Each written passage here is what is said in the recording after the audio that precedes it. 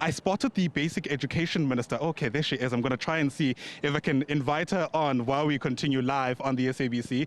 Minister Kwahube, great to see you. Thanks very much indeed for joining us.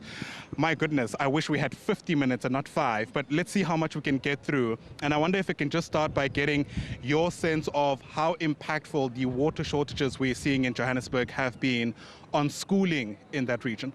It's been absolutely devastating. Remember, our schools can't actually function without water. And so a lot of schools have had to let some of the children go home. However, I've been in contact with the province, with the MEC, and that contingency plans are being made. But the water crisis in Johannesburg is impacting on education essentially. But we are trying to make contingency plans, getting water tankers in so that schooling and learning and teaching won't be interrupted. But I'm really, really hoping that the city and the province in general can really get this matter solved and solved very quickly. Are you happy with the updates you're getting about what that will take?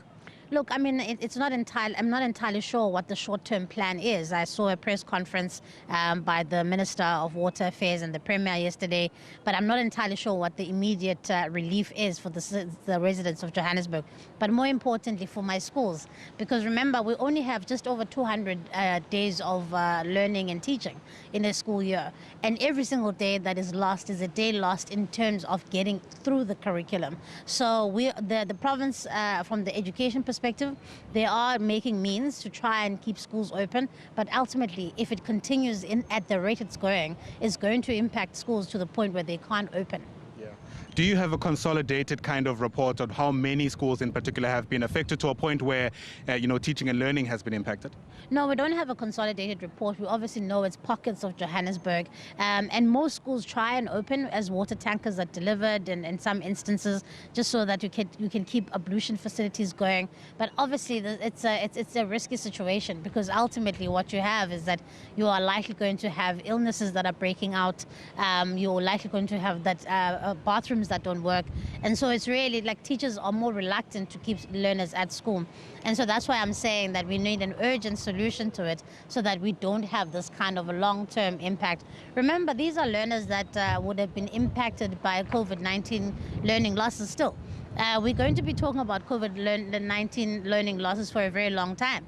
And so really my obsession about first day, first lesson, first teaching on the opening of school is not just a slogan. It's about saying that we've got to make the most out of our 200 days of learning and teaching. Fair enough. Let's speak about the State of the Nation address, your wish list, I suppose, as a minister who I imagine if you were given the latitude would go for it. Perhaps you can speak to us about what the low-hanging fruits are. I mean, I can remember for years people speaking about us not having enough teachers, for example, in the classroom. But there's also been real concerns about whether or not South Africa is getting the bang for its buck, given how much we invest and what the outcomes of education are in our country. Look, I think I want to first maybe perhaps get onto that. The reality is that obviously a lot of people say 333 billion rand is a lot of money, but understanding that 80% of that goes to provinces for provincial actual implementation of education. And so it's not money that sits with DBE in a pot somehow and we distribute it. So that's the first thing. And ultimately, yes, while provinces are investing heavily in education, there has been over the last 10 years a gradual but rapid underinvestment in basic education. And there has been policy choices that have been made to shift monies around that have now impacted the state of our education system.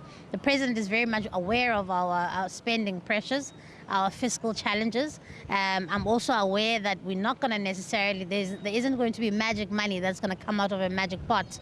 But what I would really like him to focus on is seeing how we tackle the issue around infrastructure backlogs. Also, really a massive endorsement on our focus on foundation phase. As I've briefed him many times, matric results are not made in matric, they're made in grade R, and we've got to make sure that we invest in the lower phases as much as possible. Our bid to make sure that grade R practitioners are qualified teachers. Remember, now that Bella is legislation, it requires that grade R as a compulsory school-going age, that the practitioners become upgraded. And so also our endorsement around mother tongue-based bilingual education. That all is taking place. But of course, a little bit of extra money from Minister Kodongwana wouldn't hurt. Absolutely. I must be honest, I never imagined a scenario where you'd be reminding us about Bella. It just shows you it just shows you how much has happened over the past 12 months. And so I suppose my parting shot, is it easier in or outside of government?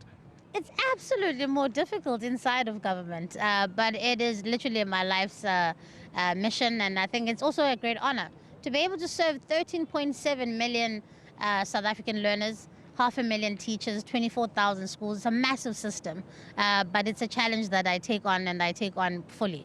It's not without its challenges. KZN and others are struggling, but at the end of the day, you have to show leadership, and you have to show to the people of South Africa that we are with you.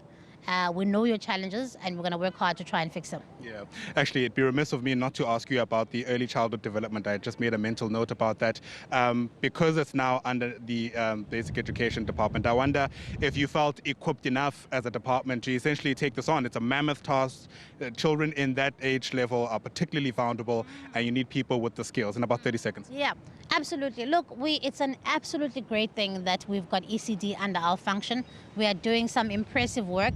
Remember, as I said, we want to start kids as early as possible. 0 to 5 is where we are targeting. We want by 2030 to have all 7 million of them in ECD structures. We also have raised a considerable amount of private funding to make sure that ECD centers are available to as many children as possible. So I'm quite excited about the work that we're doing in that space. Minister Sivi Kwagube, thanks very much indeed for speaking to us. Hold on to a tree if you can. This wind is trying to blow the melanin off our skin. Lose my hair a little bit here. Thank you. Thank you very much. All right, so there you have it. The Basic Education Minister, I suppose, being frank about some of the challenges that still exist in this sector. We'll continue canvassing these sentiments throughout the course of this afternoon into the evening as we continue our build-up till 7 o'clock tonight.